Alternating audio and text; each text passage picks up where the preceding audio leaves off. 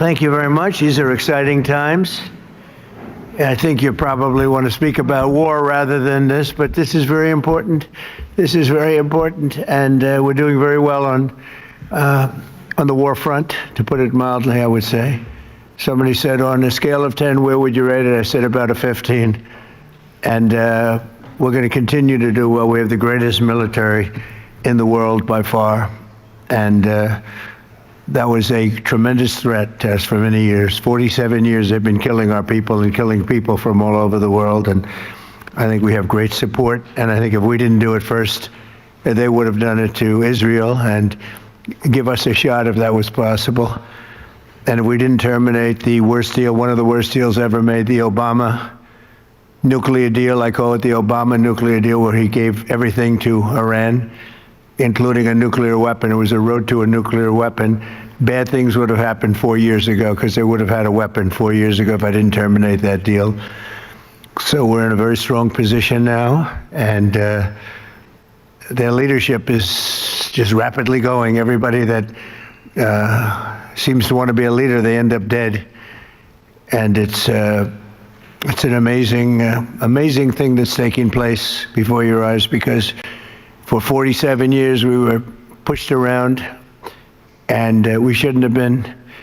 And I think I can say, and you see it as well as I do, you see the tremendous progress that's being made. Their missiles are being wiped out rapidly. Their launchers are being wiped out. They're attacking their neighbors. They're attacking their, in some cases, allies, or not so long ago allies.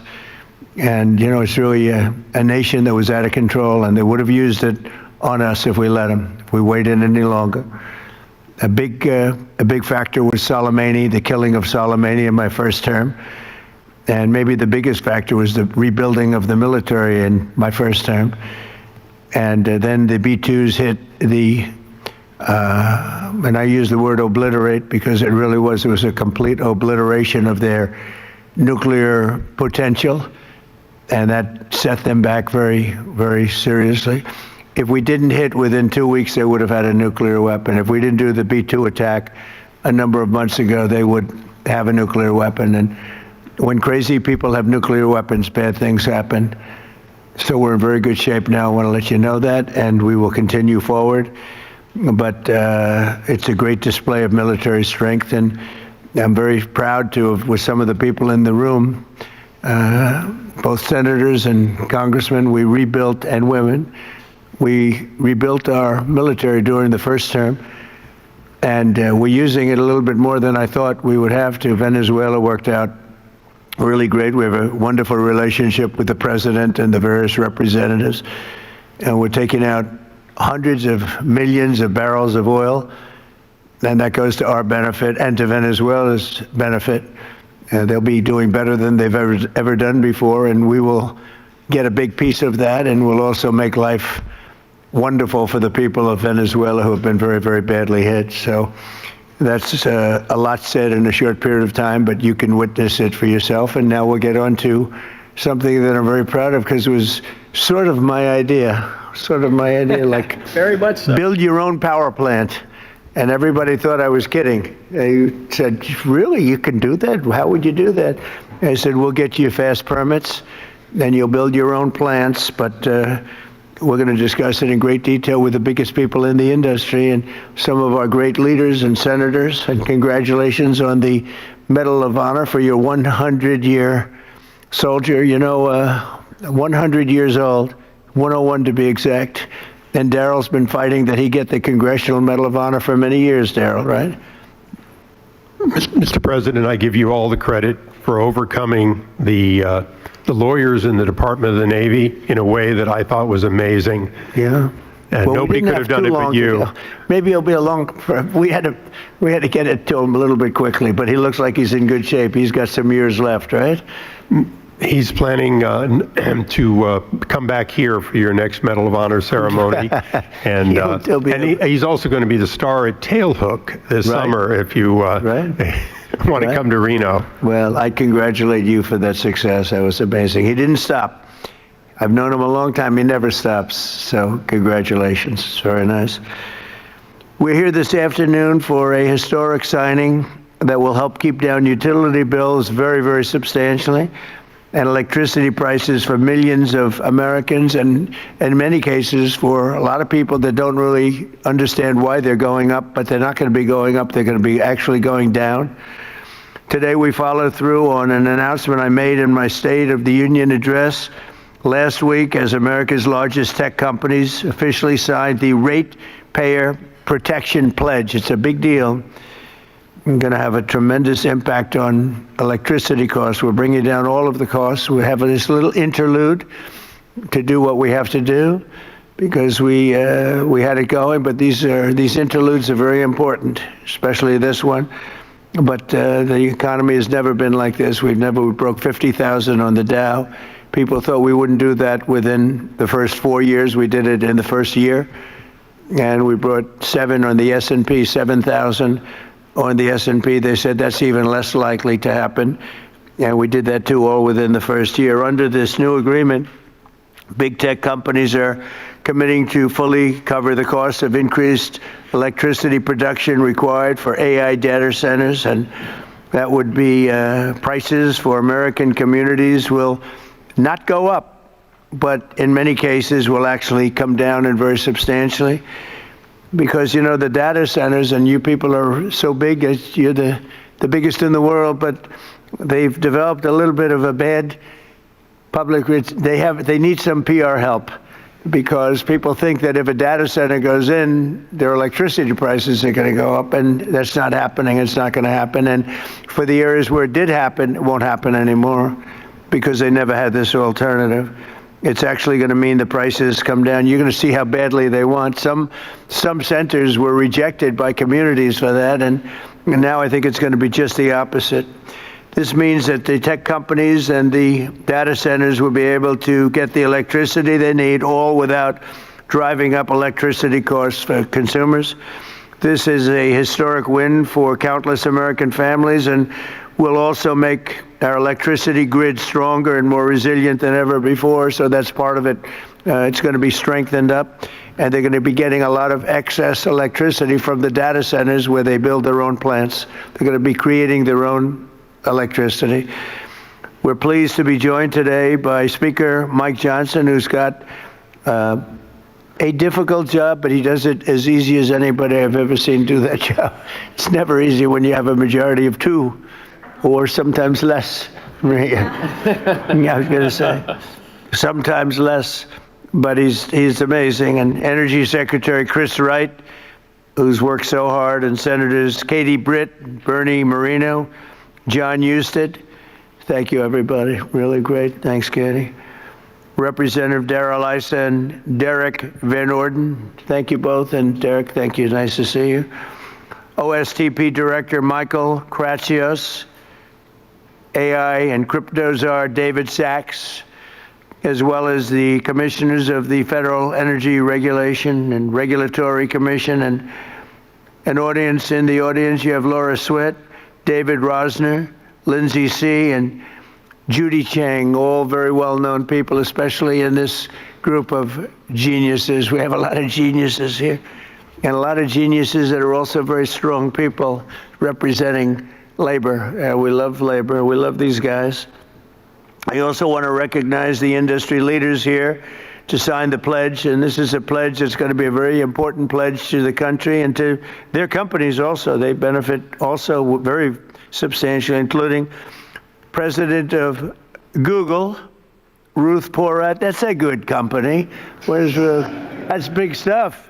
Google, that's, it used to be U.S. Steel and things like that. Now it's Google and other places. President of Meta, Dina Powell, who was with me. Dina Powell was with me for a long time, and I called up Mark and I said, congratulations, that was a good hire, right? That was a good hire. She's fantastic, and her husband is fantastic. He's a great senator, and he ran in a place called Pennsylvania, and he ran against somebody that was very tough to win. It was very, very tough to win, and he won pretty easily, actually. People were shocked. I wasn't, you and I weren't surprised, were we? But he's a spectacular man. President of Microsoft, Brad Smith. Thank you, Brad. It's good to see you. Microsoft is unbelievable. COO of OpenAI, Brad Lightcap. Brad, where are you, Brad? Brad, you're so young. Look at how young. I think you have to be young in that world, perhaps. Thank you, Brad. CEO of Amazon Web Services, Matt Garman. Matt, thank you, Matt. Very well. Say hello to my friend, right? Doing a good job. CEO of Oracle Play, Moosquark. Moosquark. Is that fairly good? Yeah, I don't know. I'm not sure. I usually don't, I just go right over it and I say, Moosquark. But how are you? Thank you very much. Appreciate it. I give you a hard job. It's a hard name. You did good. You did well for the difficulty of that name. That's right. I think so. Thank you very much. And Gwen Shortwell, of XAI, another real leader. Thank you very much. Thank you. Thank you very much. Appreciate it. And say hello, right, to a special person. The last administration, their allies in Congress gave us the worst inflation in, I say, the history of our country, but they say 48 years. So I'll take either one. It doesn't matter. The press gets very upset when I say in the history of our country. They get very angry about it, actually. They say it was only 48 years. I say, you know, in some ways 48 years sounds worse because it's very specific. But it sounds a little worse. But either way, take either one. And the ruinous energy policies were a big reason why many working families' utility bills increased more than 30% during the Biden administration, the worst administration in the history of our country. That's why on day one, I declared a national energy emergency. We had no choice but to do that, and signed an executive order to dramatically accelerate construction of new energy infrastructure, which we are doing at record numbers. And we're rapidly bringing down those costs, very rapidly. We inherited a mess. I say it all the time. We inherited a total mess. And in many cases, we've fixed it, but we're fixing it. And we'll always be fixing it. We're going to make it better and better and better. Many Americans are still concerned that the massive energy demand from AI data centers could drive up their electricity bills in the future, and we understand that. By 2035, energy demand is expected to more than triple. Can you believe it? A lot of it is AI, and it's also all these big plants that are being built all over the country. They're coming in from Canada and Mexico, from Germany, from Japan, from South Korea. They're all coming here to build cars again. You know, we lost 54% of our car industry because we had presidents that, honestly, on trade and business, they didn't know what the hell they were doing. I could say the same thing for the chip industry. We lost the chip industry, but it's all coming back. You could have stopped it so easy. All you would have had to do is put a charge or a tariff on. If you wanted to leave the United States, that's fine. You can go to Taiwan or anywhere you want. But if you're going to make your product and sell it back in here, you're going to pay 100% or 200 or 300% tariff. And nobody would have ever left, but they missed that opportunity. But it's not going to matter now because it's all coming. They're all coming back. By 2035, energy demand is expected to more than triple.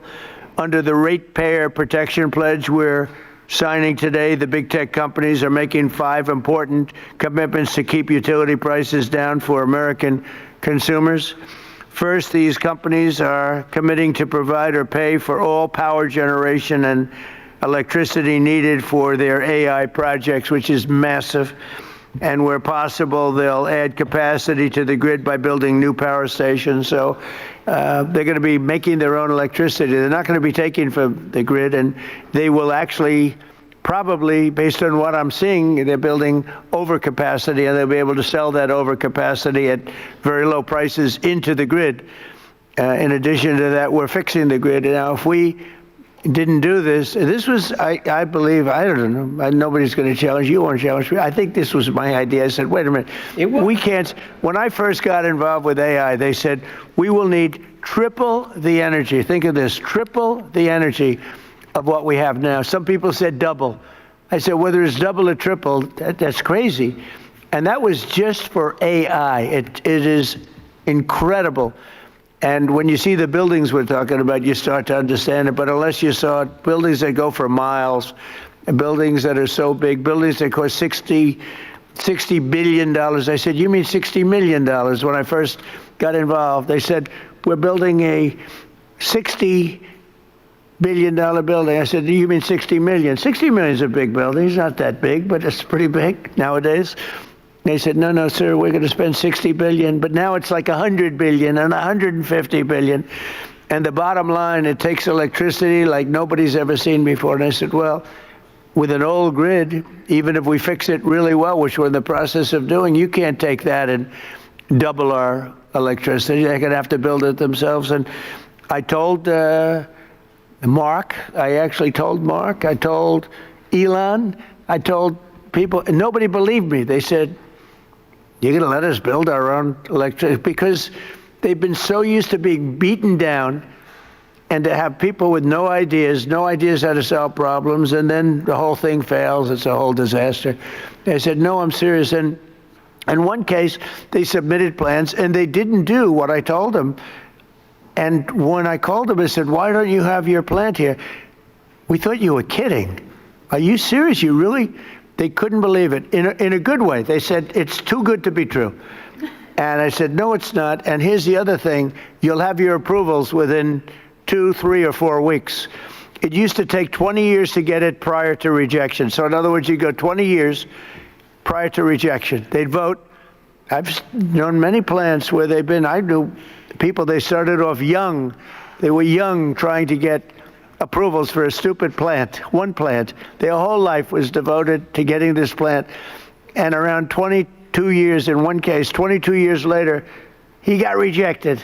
I said, that's not good.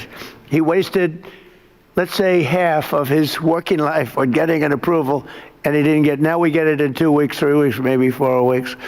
When I came in originally in my first term, we had 2 big LNG plants in Louisiana. They were in the 14th year of getting approvals, and they had just been rejected. And I got involved. They were tremendous plants. They're up now. They're working beautifully. They built the 3rd one. They're magnificent. I mean, if you like pipes, this is a plant. The whole thing is, you look inside, all it is pipes. I've never seen anything quite like it. It's like lying 2 or 3 Empire State Buildings on their side and doing nothing but putting pipes into it. So I didn't know exactly what it represented. All I knew is this is what they needed. So I got involved. The first one I got done in 1 day. The second one, I was a little bit slower that week, and it took me 1 week. So I got the first one done in 1 day, got fully approved. And when they called up the head, and I didn't want anything. I don't want anything for myself. I want it for the country. When they called up the head of a company like a Microsoft or like any one of the people in this room, but they called up the heads, they said, no, we got rejected. No, you just got approved. It was 1 day and 1 week, and they were built. And they're in your state, by the way, right? Yes. And they are big. Yes, they are. And they're doing great. Lots right? of pipes. And there are lots of pipes, right? That's all I noticed. I said, I've never said anything like that.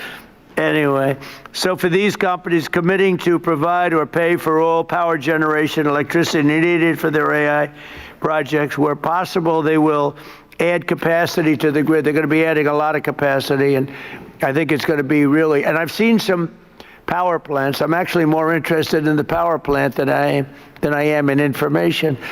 I said, where do you make the money for this? They said, information. I said, okay, that's good. That's got to be a lot of information, though, right? And it's turning out to be true. David, it better be true, because you got a big bet. This country has a big bet on it. But it's incredible what they're doing and what they're coming up with. Second, they'll cover the costs of upgrading existing power delivery infrastructure and their energy demand as it requires further investment. So they'll be upgrading existing power delivery infrastructure. They will, third, negotiate separate rate structures with utilities to clearly and cleanly assign them to the costs of new capacity investments and commit to paying even if they do not end up using all of that electricity. They're going to make a commitment. So we're going to have a situation where you're not going to have increased electric bills for homes that are in the area or even outside of the area. And fourth, They'll invest in the local communities where they build and operate, provide workforce development and jobs for skilled Americans like those with us today. We have great skilled people, electricians, engineers, HVAC technicians, server and network technicians, power plant workers, plumbers, welders, and many others, all people that I've hired. All my life I've been hiring you guys, and you've done a great job. I built a lot of buildings, a lot of good ones. And finally, they will use their infrastructure to contribute backup power to local grids during times of need. So they're going to have a lot of backup power. We're going to have a lot of excess. Basically, we're building massive amounts of electricity, and you're not paying for it at all. And the companies want to do it because this way they can, otherwise they couldn't build. I mean, the option really was not about cost. It was about, there's no way of possibly taking the old grid and doubling it in a matter of months or years. So in short, America's largest and richest tech companies will be funding a colossal expansion of U.S. energy. We'll have, I read where China is building tremendous energy. I know, you got to respect it. But we're building similar amounts. We're building what we need, and we're building it through the private sector. We're building it through great companies. And I've seen some of the plants that these geniuses, they are real geniuses, are showing, and I say, wow, that's really great. You're really doing things in terms of technology with electricity that, frankly, the standard, wonderful power companies probably aren't going to be getting there. Maybe as you build them, they'll be start. But some of the plants that I've seen, Dina, are absolutely unbelievable. So they're going to be producing massive amounts of electricity and energy. The grid, so the American consumers aren't going to have to even think about it, and your electric costs are going to be going down. Now, unfortunately, it'll take a little time to get there, so they'll say, well, you know, I don't know who's going to follow me, but whoever is going to follow me is going to have some big advantage. You know, it happened with Biden where we got a lot of approvals for things, but they take statutorily a year or 2 years. And I got one on medicine that was good, not as good as favored nations, which we just got. That's 80 and 90% drops, okay? Nobody's going to believe it. But I got one on various medicines, and it was good, but it doesn't kick in for 2 years. I said, I hope I win this election because I'm going to get so much credit. And the election was rigged and stolen.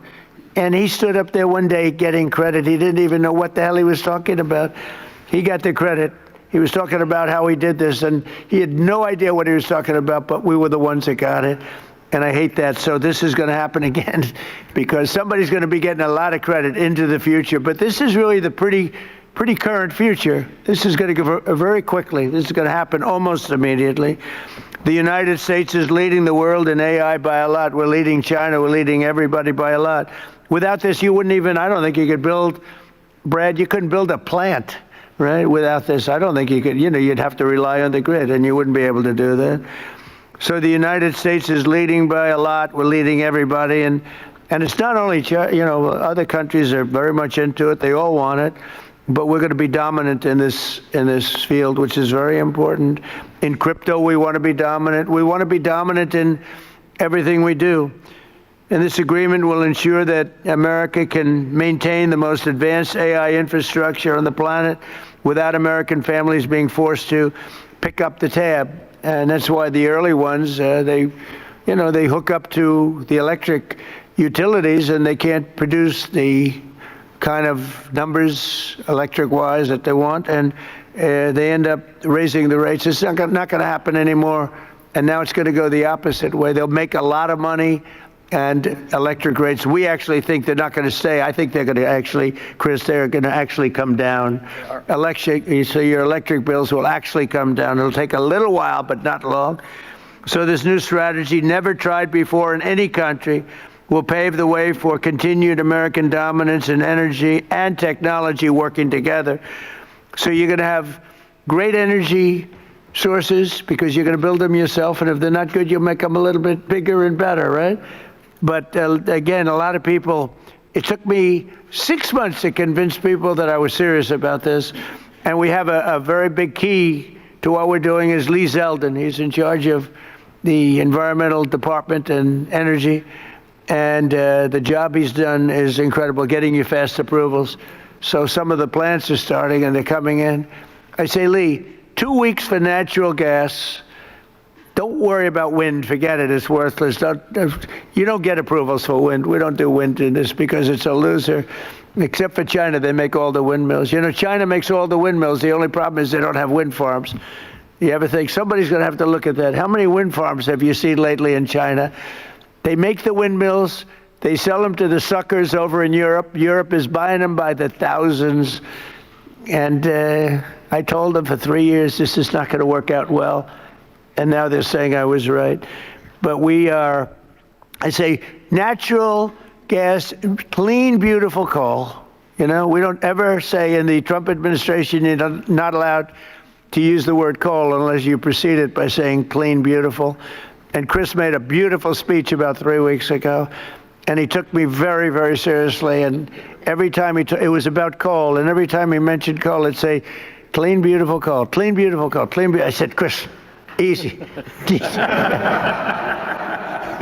It sort of stepped in the speech a little bit. It was a little much, but we got the point across. That coal is clean and beautiful. Well, look, it's so many of the nations that are working are using coal, and you can do things with coal today that are incredible in terms of the environment and in terms of cleanliness. But I said 2 weeks for oil and gas, coal, and for nuclear power plant, maybe take 2 or 3 weeks. You can add on an extra week. But Lee Zeldin has done an amazing job in getting you all of the permits that you need, because normally that would take many, many years, and they're already building the plants. They're being built all over the country, and they are incredible. So with that, I'll introduce Chris Wright, who's we were lucky to get him. Doug Burgum convinced me he was the best guy. I wanted Doug Burgum for his position. And because I'm very impressed with Doug, he's doing a fantastic job. He said, there's somebody that's better than me on energy. I said, a guy named Chris Wright. He's the biggest in the industry. He's the smartest. He's the best. I say, really? He's better than you? And Doug has a very big ego. So for him to say that was not easy. But I met Chris, and it was sort of love at first sight. He has done some job, and so has Doug. We gave him interior where they have all the oil, and we gave him energy where they take it, right?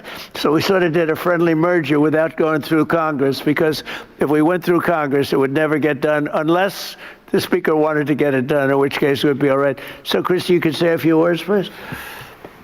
You bet. First of all, thank you all for being here today. The reason we're here and the things that are going to happen are because of the people in this room. I want to thank you, Mr. President, for your leadership.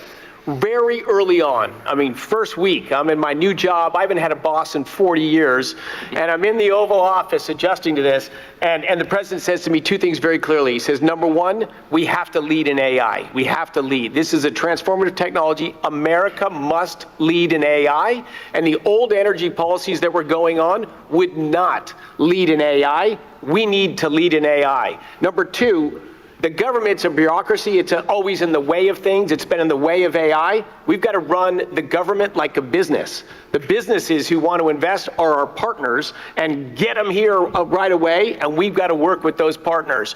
And boy, we have 7 incredible leaders in the room today. We're going to win in AI, and we're going to stop the rise in electricity prices because of the 7 leaders that are sitting around this table. The President said you're going to work with them like business leaders.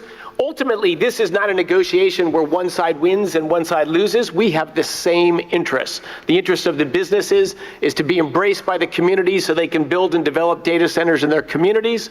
Those data centers that are developed there are going to bring jobs and opportunities for people. They're going to have us lead in artificial intelligence, critical for our economy, critical for our national defense, and critical for our security. The nation that leads in AI will be the military superpower. That has been and must remain the United States of America. But this is a pivot, and this is a transformation, and it's the bold leadership of the President and the bold long-term vision of the business leaders that I am very proud to call partners and friends around this table that have invested that money, that have developed those technologies, that are willing to invest those dollars, and are also willing to fix the biggest problem, We had 30% electricity price rises during the Biden administration, and we shrunk our amount of available dispatchable electricity. That is a train wreck waiting to happen. And the president recognized from the start, we have to lead in AI and we have to stop electricity price rise. And those are not in contradiction. These companies are smart, they're powerful, they're strong, they can build power, partner with them. And that's exactly, all of them embraced it. All of them have spent money to these noble causes. And as we heard, a number of states that have partnered with the people on this table have announced multi-year rate freezes. Indiana's the leader now, in the first one filing for a rate reduction. But it is the partnership of these companies and a business focused on government, focused on the American people, that is the transformation. But I could not be more proud to be here. I've got to thank also our FERC commissioners that are here. FERC is a noble regulatory agency that just got bureaucratic and lived in a different time and a different age. We need to make things happen fast. Could they stand up? Yes, can all the FERC commissioners stand up? Because, you know, they're the most powerful people in the country.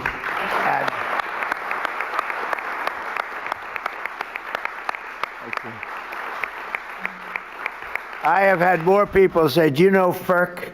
I said, do I know FERC? What about FERC? And I learned so much about you, and you are the most powerful people in the country. So we want to be very nice to you. Please get us approvals. Please get us those approvals, okay? Thank you all very much. Thank you. The FERC team has worked hard, smartly, and practically to enable the revolution that's going to happen. America leading in AI and stopping the price rises. Thank you all so much. And boy, one of the other things I'm crazy lucky about is to work as a partner with a guy who has the hardest job in the world and does it with a smile, does it with charm, and does it with grace. Speaker Mike Johnson. Well, thanks so much, Mr. Secretary. Thanks to you all. It's a great honor to be here with the leaders of tech and industry, the FERC commissioners. They are so very important, and all these folks who help all this happen. Look, only President Trump has the gravitas to be able to assemble the leaders of all these great companies in one room, and also to conceive of an idea like the Ratepayer Protection Pledge. This is an idea whose time has come. I think it's going to be so well received around the country because, let's be honest about it, there are concerns that people have had. There's a lot of misinformation out there, Mr. Secretary, about the rise in energy demand and what that's going to mean for our communities. So it is so meaningful to have leaders, the titans, to come in and say, everybody be calm. This is going to be great. It's actually going to be better going forward. Not only is America going to stay on top and lead and be the strong superpower that we are, we're going to continue to lead on AI. We're going to continue to make the communities better. I'm in the state of Louisiana. A lot of this is happening in Louisiana, Mr. President. It's not just a bunch of beautiful pipes. It's also data centers. Meta's doing a big one. And of course, Amazon's working in Louisiana, and Stack, and so many of the other companies. And our communities are so grateful to have that investment, and also grateful because they're coming in as great corporate partners, community partners, and they're acting responsibly. They're helping to build out the energy grid, and they're making life better, not just with good paying jobs. They're actually making life better in these communities and in our states. And so we're so grateful for that. I like what you said a moment ago. This is a win-win-win across the board. You have everybody who's come to the table in good faith under the leadership of this extraordinary president to make this happen for the country. It's at the perfect time.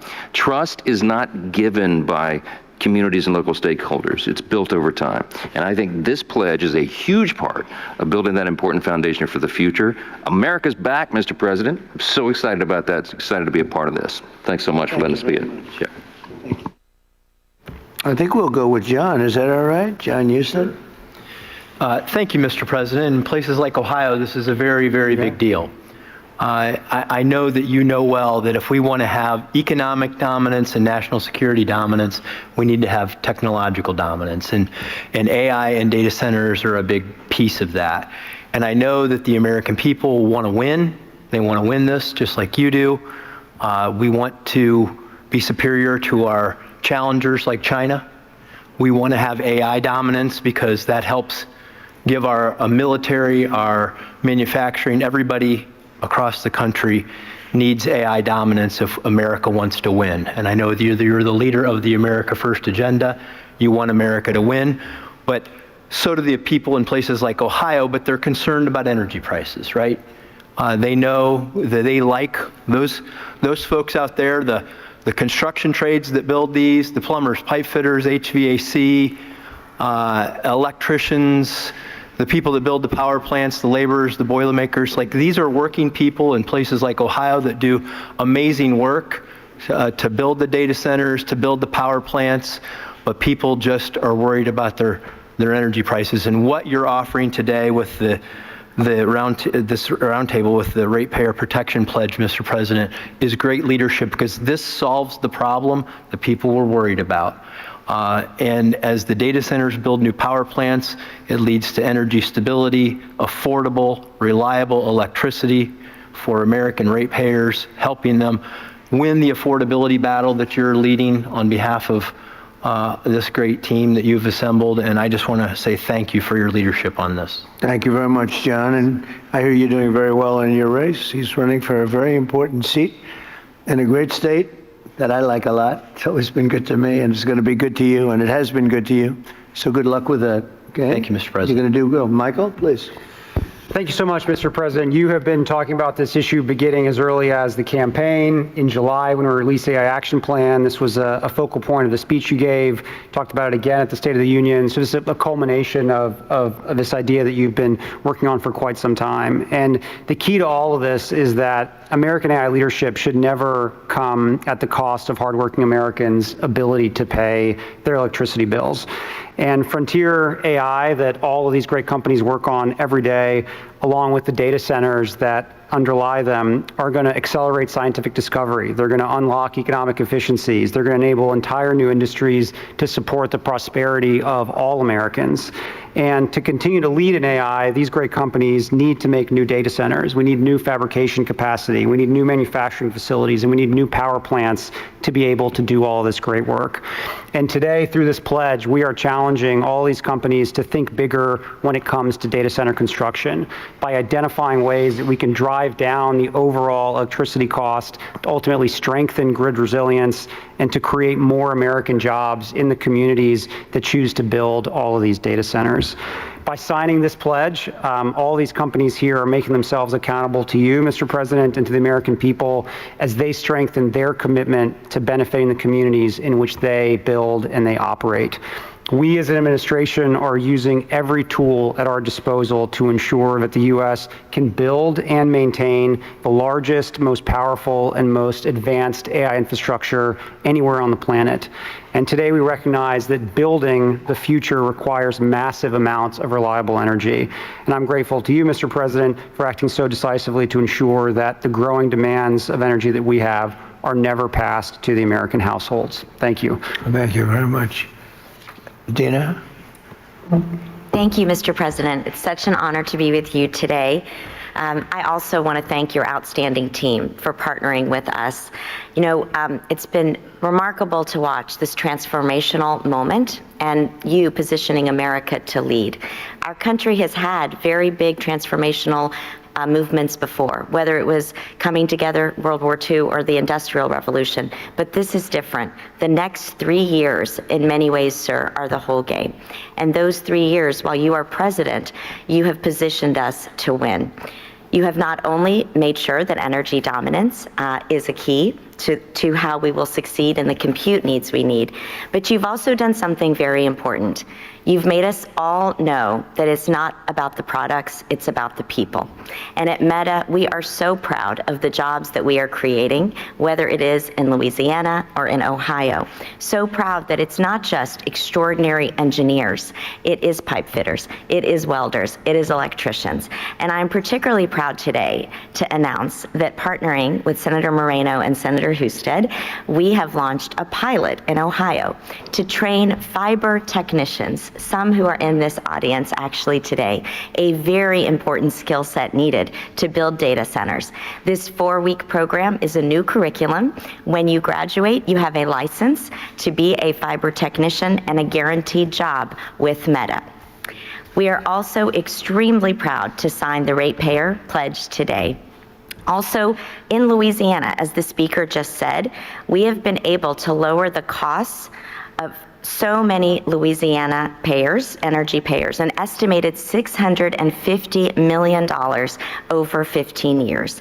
So we are proud to say today that we want to fully cover the cost of the energy that we use in our data centers, create jobs and opportunity.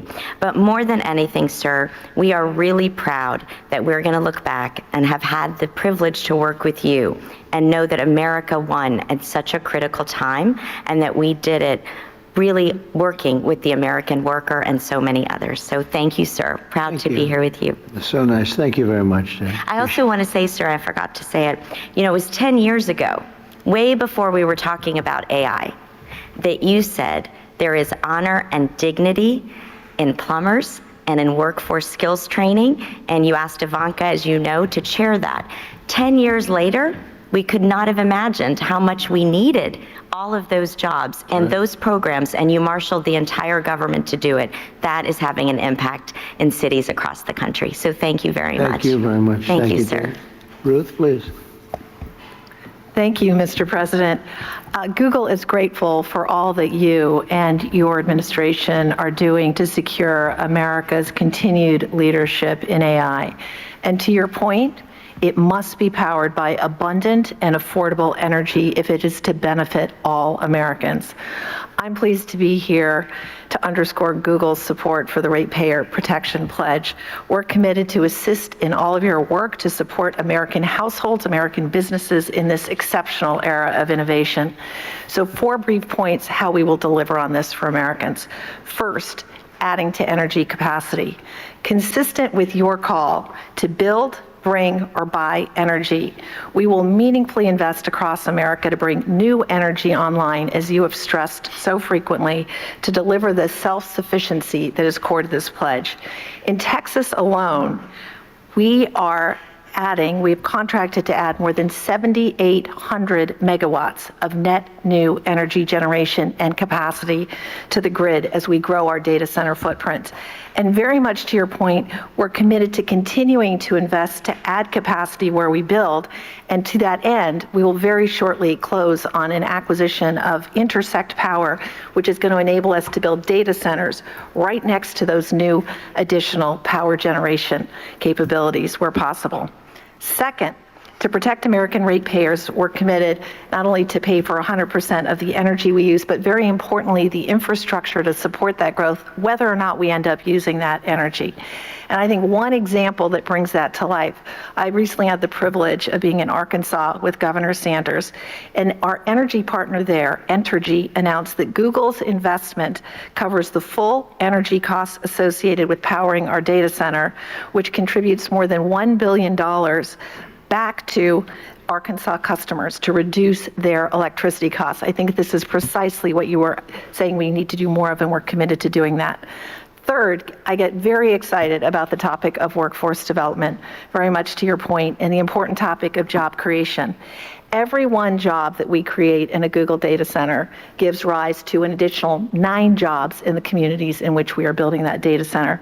Those are high-skilled construction jobs, electrician jobs, represented by so many of the amazing people here today. It's also jobs across the community, in schools, in restaurants, with small businesses. And we announced, in fact, last week that we're providing free AI professional training for all small businesses across America. And given the clear need for electrical workers in America, we're particularly proud of the work we've led to create an electrician training program, and we're committed to train 100,000 electrical workers and 30,000 new apprentices across the country. On top of that, we're excited about significantly growing these programs. We've heard the pledge. Finally, Mr. President, as you said, the American grid needs to be more resilient, and so we're investing here as well. 2 quick things.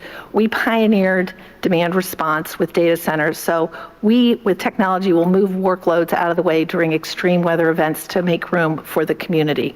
And second, we're applying AI itself to the grid to increase capacity in the grid. So again, I want to thank you. I want to thank you all for convening us. The benefits from AI, responsibly delivered, are immense for America's businesses, for America's communities, and for its citizens. Thank you again for your leadership on this very important point. Thank you very much. Doing a great job. Thank you, sir. Gwen? Mr. President, I want to thank you for your. Thank you. That's why I'm here. I want to thank you for your leadership. Because of your work on this issue, I'm confident that we will win the race with in AI with China and succeed in delivering inexpensive, abundant electricity for the American people. As you know, xAI builds huge supercomputers and data centers, and we build them fast. Currently, we're building one on the Tennessee-Mississippi state line. As part of today's commitment, we will take extensive additional steps to continue to reduce costs of electricity for our neighbors. Mr. President, we want to be on your team to deliver a big win for the American people. xAI will therefore commit to develop 1.2 gigawatts of power as our supercomputer's primary power source, and that will be for every additional data center as well. We will expand what is already the largest global megapack power installation in the world. The installation will provide enough backup power to power the city of Memphis, and more than sufficient energy to power the town of South Haven, Mississippi, where the data center resides. We will build new substations and invest in electrical infrastructure to provide stability to the area's grid. We will build state-of-the-art, we haven't talked about that yet, but this is actually quite important. We will build state-of-the-art water recycling plants that will protect approximately 4.7 billion gallons of water in the Memphis aquifer each year. And we will employ thousands of American workers from around the city of Memphis on both sides of the Tennessee-Mississippi border. We will also commit to deploying our AI technology to make people's lives better, creating a period of abundance where electricity becomes cheaper and people have access to the best goods and services humankind has ever seen. Finally, Mr. President, we commit to take these efforts into orbit. We are currently designing orbital data centers powered by the nuclear reactor in the sky. Launching supercomputers into space will mean even more energy on Earth, as all the power plants that we're building now and power sources we've built will be available to the communities instead of the data centers. I've been in the space industry for nearly 40 years, sir, and I have never seen things move more quickly than under your administration, so thank you for that. Mr. President, you've been strong and clear about building AI that benefits Americans and benefits American values, including demanding that AI is consistent with American values. In July 2025, you signed an executive order directing agency heads to support only those AI models that prioritize truth-seeking and are ideologically neutral. We fully support that order, and we're fully on board with the ratepayer protection pledge, and I'm really excited to be here. Thank you so much for your commitment. Thank you very much. Thank you. Would anybody like to say something? We're finished with the official speakers, but we have the most important people in the room, and great people, political and otherwise. Would anyone have anything? Please, Darrell. Perhaps as the California representative here, I can tell you how excited I am about your proposals. First of all of you have major presence in California. And not long ago, I visited the largest site of one that's not here today, Apple. It's in Reno, Nevada, Mr. President. It is 1,700 acres. It goes on, as you said, forever with buildings. It is doing a great job. It is one of dozens. Most of you also have centers being put up in that same neighborhood just outside my state of California. The reason they're there is the availability of power. And the story I just wanted to briefly say that says a lot about the current state versus where you're putting it with the help of industry. They have what you would call huge, beautiful power plants, one after another that they have. They built them for backup because in Nevada they were able to get all the power they wanted, but they built in resilience there. They've only had to run them extensively when California calls and says we're having a blackout. Would you please turn on your power generators so we don't go dark in San Jose, miles away? That said so much to me about the responsibility of these companies already in the past building backup power, but also the need to have the resilience that these plants will create as a result of your work. And they won't be diesel plants, they'll be clean burning plants, they won't be temporary or backup, they'll be positive. Lastly, my state has invested in solar, so much so that we have it to burn during the day. Literally, we burn it. We don't know what to do with it. The ability of these power plants to take solar when it's in excess and then provide that resilience 24/7, all as a result of your leadership. And so, as someone who is from a state that may build less of them, but needs them more than any other state, I want to thank you for what you're doing, because these companies now can be empowered to do a lot more than what they did so far on the edge of California to help California be part of winning the AI race. Thank you very much. We'll go very quickly. David, please. Thank you, sir. As I think all of you know here, we have an AI boom going on. We also have a construction boom going on. Just the leading companies in the U.S. are investing $650 billion this year building out this infrastructure. That's a 2% tailwind to GDP, and that is leading to job increases for construction workers and huge wage increases for construction workers like the fellows we got right up here. So this is a very important boom to sustain, and thanks to your leadership, Mr. President, we're doing that, and we're protecting residential ratepayers, making sure that their electricity prices will not go up. That's the combination we need. And I just want to contrast it, if I may, with the approach of Democrats like Bernie Sanders. Their approach is just to ban. They just want to ban the data centers. So they want to stop the economic growth. They want to stop the wage increases for blue collars. They want to stop the construction. They want to just stop progress. That's not the answer. There's a much better answer. You have found it, sir. And I just want to vouch for the fact that in one of our very first meetings, you did say that you wanted to make our AI companies into energy companies. So that was true. And I remember thinking, that's a really good idea. The president knows more about AI than I do. So this is thanks to your leadership, we're here today. And I know this is something that you've been championing for a very long time. Thank you. Very much. And Katie, thank you. Yes, Mr. President. So this is something that we've not only just talked about, obviously, on the national stage, but we've been talking about and wrestling with in Alabama as well. Look, we understand the need to win the AI race, and you have made sure that America is put first in every category. And that means that we dominate there, and we do it in a way, though, that helps everyday Americans. So when we're looking at their safety and security and what that will ultimately prevail there, we don't want to do it at the expense of ratepayers. And you, once again, have taken an incredibly complex problem that everybody wants to talk about, and you actually found a solution. You found a win-win. We're not only going to win the AI race as a result of what you're doing today, but you have said to every American, to every Alabamian, I see you. And we're going to make sure that your energy cost not only does not go up as a result, but you even said today with the added capacity that it's actually going to go down. In addition to all of that, just want to say thank you to you for being willing to be good community partners. That's what makes all of this work. So the communities that you will ultimately reside in, you are saying we want to build you up in every sense of the word, giving you greater opportunity as a result of this pledge today. So, Mr. President, thank you for making sure that Americans were put first, and that this progress is not at their expense, but is rather to their benefit. Yep, that's right. Very quickly, Derek. Mr. President, I have to tell you something. You're the only person in the world that could put together this coalition. You are the only person in the world. I hope the American people understand what we're talking about here today. You're meshing high tech with the hammer. You're putting these guys with the hard hats with the 100-pound brain nerds, and that's gonna be the future. Sorry, I love you guys. And so, Mr. President, the thing that the American people need to understand is that you're not thinking about an election cycle. You're thinking about the next generation. And what you're doing today by having this coalition of people is making sure that the future generations, our children, are not going to have to be concerned about losing a war.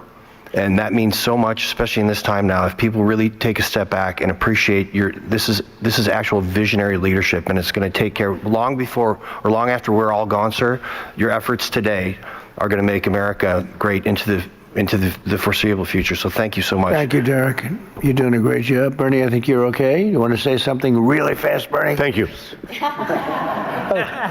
gets my vote. He gets my vote. I have to go back and look at the war. You know, I have a lot of things happening. Thank you, Bernie.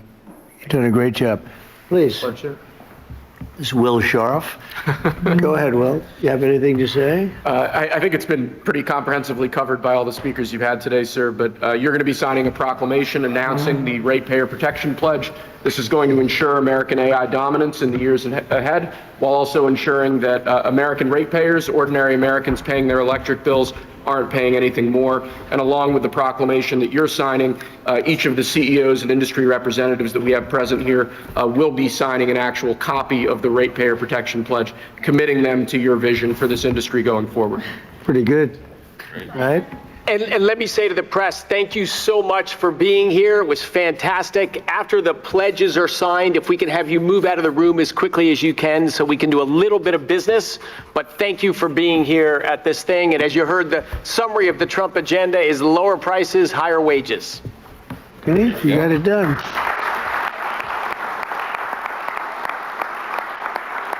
That's a good one. It's a good one, Engelfeld.